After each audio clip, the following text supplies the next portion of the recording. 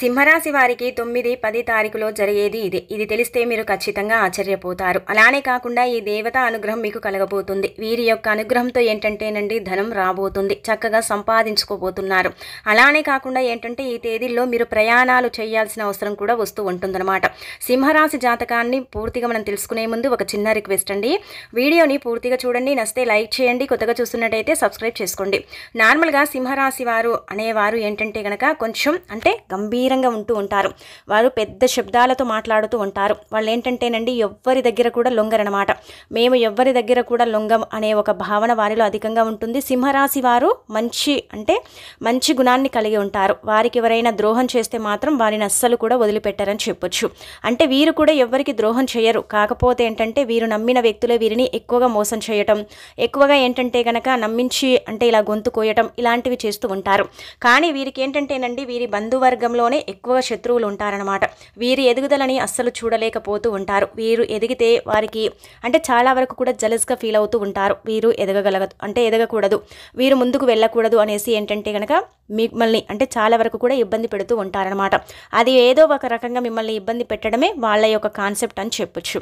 కాబట్టి ఏంటంటేనండి గుర్తుపెట్టుకోండి, బంధువులతో కావచ్చు, మీకు తెలిసిన వాళ్ళు అంటే స్నేహితులు కొంచెం బంధువర్గంలోనే ఉంటూ ఉంటారు కదా, అలాంటి వాళ్ళతో ఏ పర్సనల్ విషయాన్ని కూడా ఎప్పుడు మీరు షేర్ చేసుకోకండి.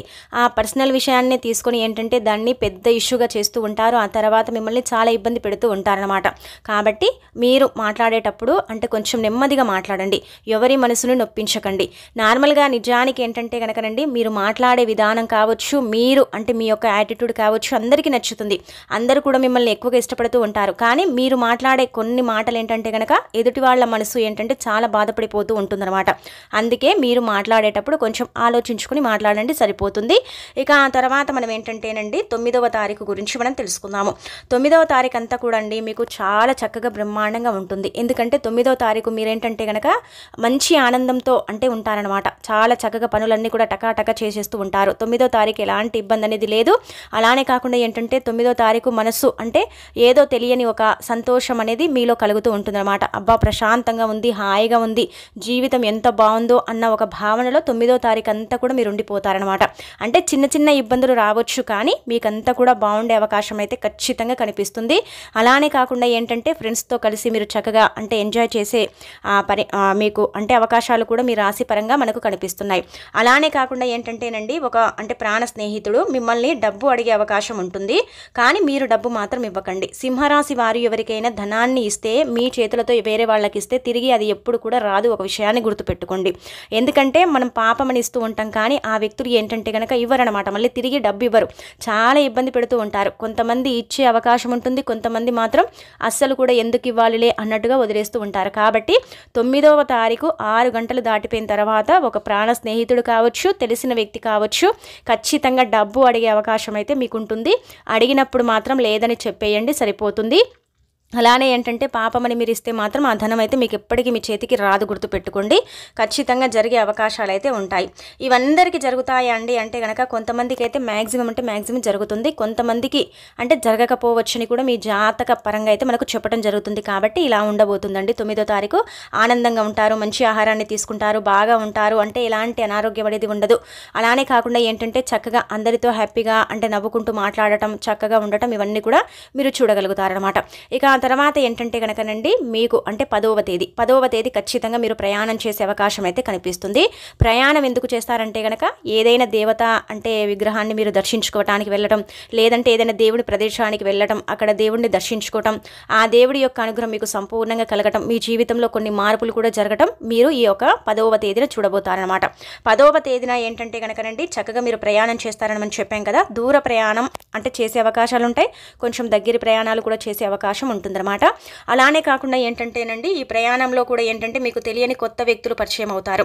ఆ వ్యక్తుల వల్ల ఏంటంటే మీకు మంచి అంటే ఇంకా నాలెడ్జ్ అనేది పెరుగుతుంది. ఇంకా మీకు నార్మల్గానే నాలెడ్జ్ ఎక్కువగా ఉంటుంది. మీరు ఏదైనా చూస్తే టక్కున నేర్చేసుకునే అంత అంటే మీకు జ్ఞాపక శక్తి అనేది ఉంటుంది. కానీ కొన్నిసార్లు కొన్ని మర్చిపోయే అవకాశం ఉంటుంది. కాబట్టి చూసుకోండి, ప్రయాణాలలో మీకు తెలియని వ్యక్తులు మీకు పరిచయం అవుతారు. ఆ వ్యక్తుల వల్ల ఏంటంటే మీకు మంచి మేలు జరిగే అవకాశం ఉంటుంది. వారి నుంచి మీరు కొంచెం నేర్చుకునే అవకాశం ఉంటుందన్నమాట, మంచి చెడులు.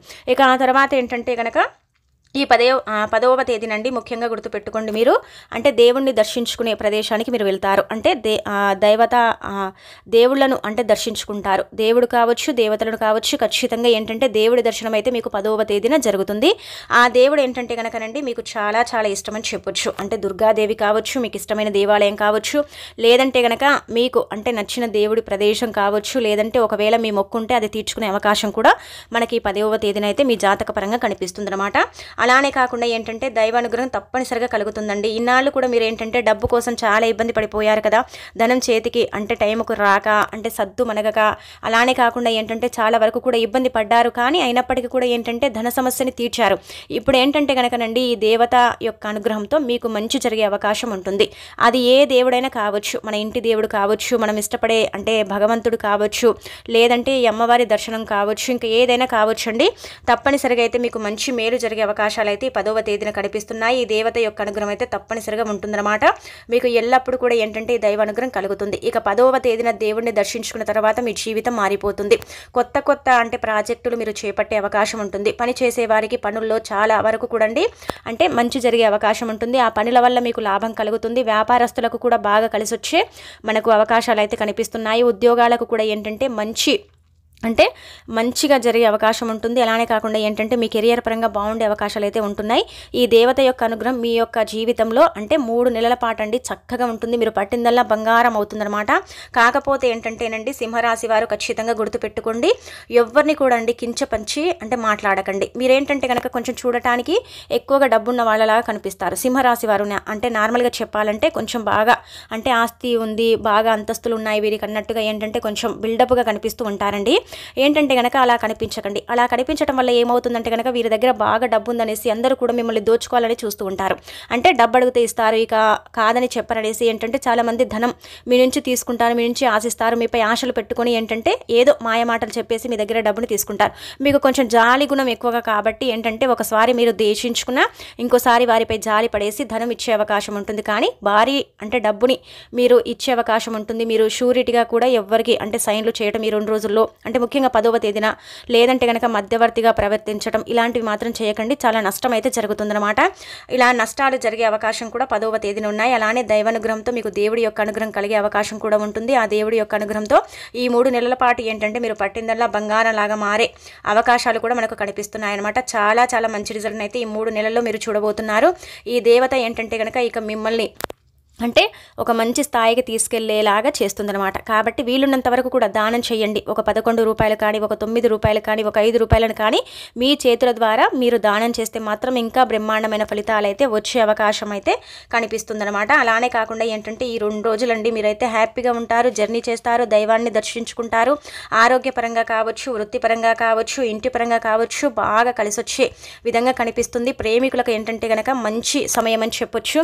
అలానే కాకుండా ఏంటంటే ఇంటి పరంగా చూసుకున్నట్టయితే భార్యాభర్తల పరంగా కూడా ఏంటంటే మంచి అంటే రిలేషన్ ఏర్పడే అవకాశం ఉంటుంది. భార్య కావచ్చు, భర్త కావచ్చు, అంటే ఒకవేళ చిన్న చిన్న అపార్థాలు ఉన్నా అవి తొలగిపోయే అవకాశాలు కనిపిస్తున్నాయి. పిల్లలకి ఏదైనా అనారోగ్యం ఉంటే అది కూడా తొలగిపోయే అవకాశం ఉంటుంది. మీకు కూడా అండి ఏదైనా చిన్నపాటి అనారోగ్యం ఉన్నా కొంచెం మీరు జబ్బు పడిపోతున్నా దాని నుంచి బయటపడే అవకాశం కూడా కనిపిస్తుందన్నమాట. ఖచ్చితంగా అయితే 10వ తేదీన దైవ దర్శనం అయితే చేసుకునే అవకాశాలు అయితే కనిపిస్తున్నాయి. ఈ రాశి పరంగా చూసుకున్నట్టయితే ఈ 2 రోజులు కూడా బాగుండబోతుంది. అలానే కాకుండా ఏంటంటే మంచి అంటే యోగాలను కలిగించిన యోగం అయితే మీకు కలగబోతుందన్నమాట. మీ స్థితిగతి మారిపోతుంది. అలానే గ్రహాలు మీకు అనుకూలించబోతున్నాయి. గ్రహస్థితిలో ఒక మార్పుని మీరు చూడబోతున్నారు. ఈ దేవత యొక్క అనుగ్రహం ఎంటర్ అవ్వగానే ఏంటంటే మీ యొక్క గ్రహస్థితి అనేది మొత్తం మారిపోయి మీకంతా కూడా అనుకూల వాతావరణం. చేసే పనులు ఏంటంటే చాలా ఇంట్రెస్ట్తో చేస్తారండి, ముందుకు వెళతారు. దాంట్లో మీరు విజయం పొందే అవకాశం అయితే అధికంగా ఉంటుందన్నమాట. అవసరానికి చేతికి డబ్బు అందుతుందండి, ఇది ఒక్కటి గుర్తుపెట్టుకోండి. అవసరం ఉన్నప్పుడు ఖచ్చితంగా చేతికి మీకు ఏదో ఒక రకంగా ఏంటంటే డబ్బు అంటే అవకాశాలు అయితే కనిపిస్తున్నాయి.